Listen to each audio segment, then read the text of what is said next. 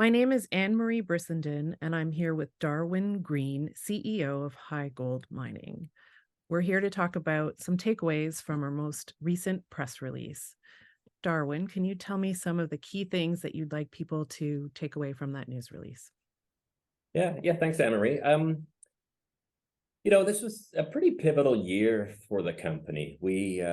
As you know, we spun out our Canadian assets into a new company called Onyx Gold, and we completed that this summer. And that really marked a transition in the company and the company's focus. And it's really about getting serious on the JT deposit, our JT Johnson Tract project located in Alaska. And so, in addition to the drill results, we had a decent drill exploration season where we were focused on a variety of things. I think in this news release, we're really attempting to communicate to our shareholders this renewed focus on evaluating what we have. We think we have something very special in the JT deposit. It's very high grade. It's very thick. We're over 1 million ounces gold equivalent indicated. And that's a great starting point to start looking at the economics and the engineering of developing a mine. And so one scenario we're evaluating, it's a bit unconventional. It's what's called a DSO, or direct shipment ore. And what that is you actually mine the ore and you send it off-site for processing at another existing mill facility elsewhere. That could be in coastal Alaska or British Columbia, or it could be all the way across the Pacific to Asia. There's a couple of options available to us that we're starting to evaluate, and it has some very distinct advantages. One is, it's much simpler, less complicated type of mining scenario. It's more of an underground quarry, if you will. You're just basically extracting the rock, trucking it, putting it on a barge, and sending it elsewhere. So your capital costs to build that are much lower. Your timelines to actually achieve production are much lower, which is very attractive. And your overall execution risk is lower. There's an added benefit too from an environmental side. Something that's quite unique with this, you're going to an existing facility to serve mill site somewhere else. So all the tailings will be stored at that other mine site. And all of the waste rock that you get, the development rock that isn't ore, you would actually use back underground and place back underground as backfill. Part of the process of mining is you'll mine a stope, when you mine another stope. Well, if you mine it all out, the ground needs something there to support it. So you'll actually backfill with material. And so in this case, you can envision a potential mine where you'd have virtually no surface footprint after it's done. All the material is left underground. And hey, that's a nice thing to have. So some of the work you did this summer was really evaluating this DSO approach. Can you talk a little bit more about the specific things you did in the past field season with regard to that? Yeah, so this season, I mean, really, we started looking towards what do we need to do to start evaluating that. So we don't really have the results yet, but we're launching on the studies, and there's really two halves to it. One half is the mining itself. So we've engaged a consulting firm, mining engineering firm, to look at the sort of a preliminary scoping evaluation of how you would actually mine it. How big are the stopes? What could be your mine throughput?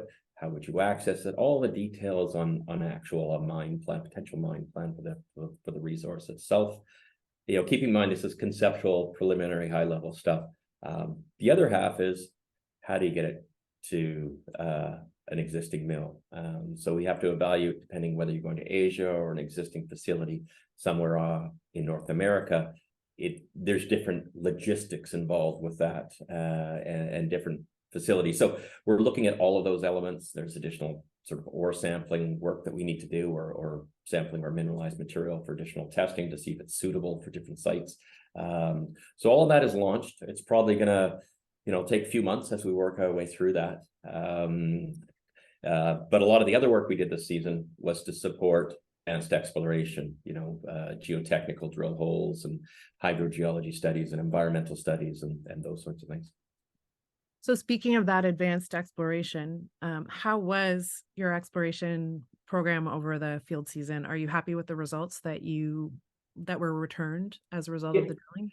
Yeah, for sure. I mean, there's two aspects. So there was the geotechnical hydrogeological side, and we drilled 6 holes for that program. And, it was a fair bit of capital cost going into that, but it was, so the heavy lifting was, we got out of the way this past field season. And that included, I guess if you're what we're looking at for developing the project as part of a step towards ultimate development, and part of the evaluation stage is actually to get an underground access in close to the bottom of the deposit.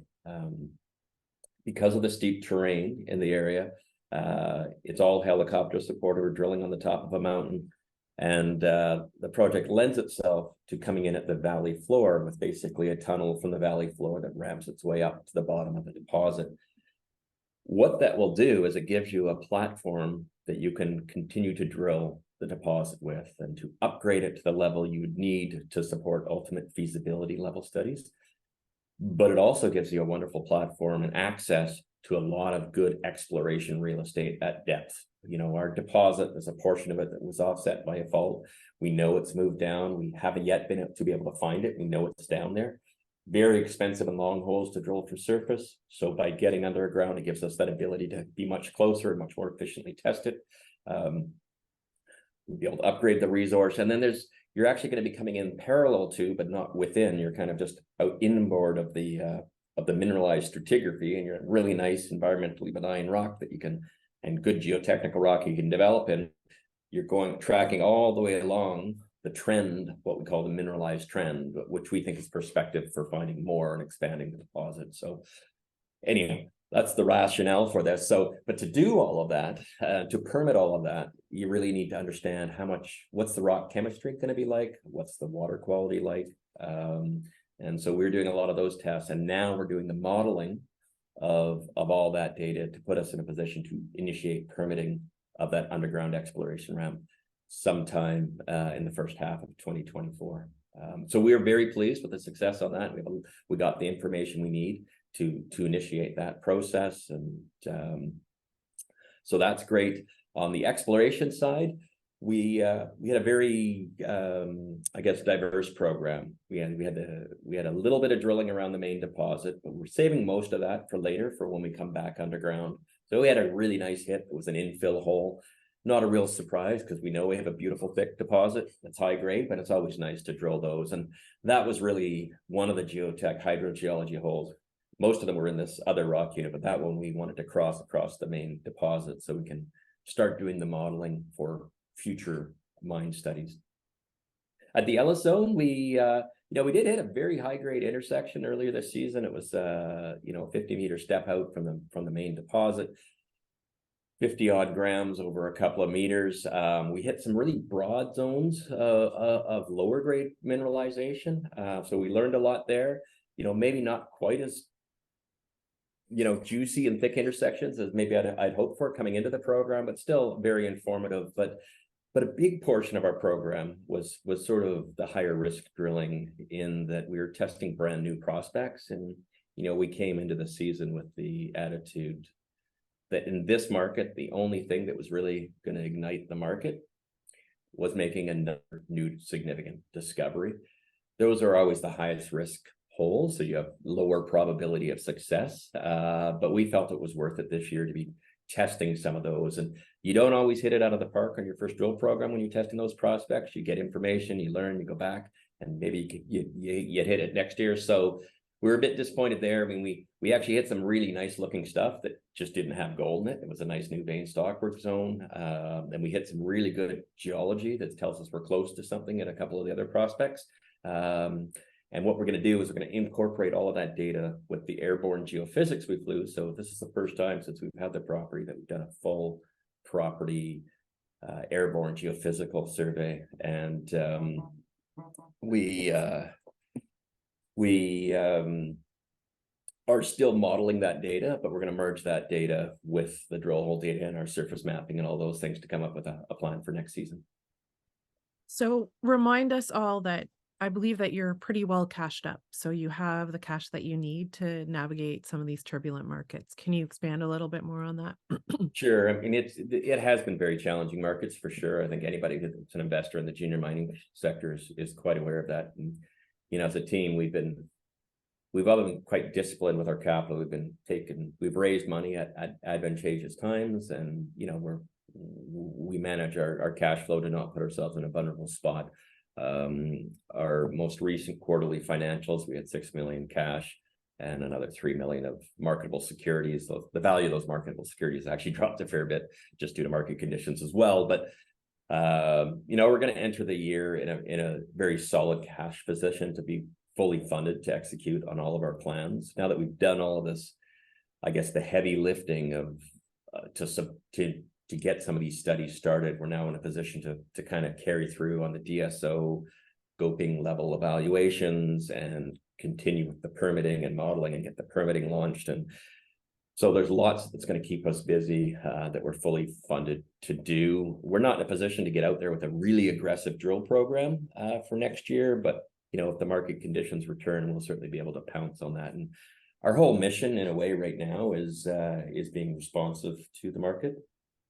And I think we're in a very fortunate position that we can take advantage of really what is quite a crappy market out there and just grind away on some of the things that just take time to grind away on: the permitting, the DSO studies, and all of this. And the idea is these things are all going to coalesce as we come to completion of them around the time I expect the market to come back. If it does, I mean, the market could certainly come back sooner in another 2 months, but the idea here is take advantage of a crummy market to get through the things that just take some time. And we think by this time next year, or certainly by the spring of the year, into 2025, we will be very well positioned, perhaps have an economic study out on the property, have a permitted underground ramp, and really you can start to visualize that maybe this thing will come online in the nearish future. One of the big achievements over the past year was the Onyx spin-out. And so can you talk a little bit about why, sort of the rationale behind that, and then sort of how that the amount of value that that HighGold still retains in Onyx as you go forward? Yeah, thank you for that question. Yeah, no, totally. So we made a decision about this time last year. We had these projects that we really liked in Canada. There was a portfolio of properties in the Yukon, near to Snowline's Valley discovery, and then a massive portfolio in the Timmins camp. And we were finding ourselves in a position where we had to, you only had a finite amount of dollars, and we'd have to decide, how to divvy those up. We also found that our shareholders were becoming a bit more divided. We had guys that just like the pure early drill discovery stage type company exposure, and those that just wanted us to focus on the ounces that we already had in the ground, because we've got this real tangible asset in Alaska. So that was the rationale for the spin out, and we had the good fortune to be able to raise capital. And last year was still a pretty challenging market. We raised over 9 million for HighGold. We raised over 8 million for Onyx. How that worked is shareholders of HighGold got shares of Onyx, and then HighGold itself hung on to 5 million shares. So we have a good, as a HighGold shareholder, you get exposure, even though if you didn't get the original Onyx shares. Right now, you still get exposure to Onyx's success, and we don't have any real intention to sell those shares anytime soon. If they make a major discovery, sure, maybe we would consider it, but at this point, it allows us to ride their exploration of success. We really like those projects. I've stayed on as executive chairman for Onyx, and we brought on Brock Coulter-John as CEO there, and we got some results out from the Yukon this summer up there, and it's kind of all the stuff that says you're close, lots and lots of smoke. It wasn't quite enough to get light the market on fire, but it's a really neat setting, and companies drilling in Timmins right now, rolled right into Timmins, and we'll end the year with a decent cash balance as well. So lots going on that side. All right. Well, thanks, Darwin, for taking the time to give us an update. HighGold is listed on the TSXV under the symbol HIGH. Thank you. Thanks, Anne.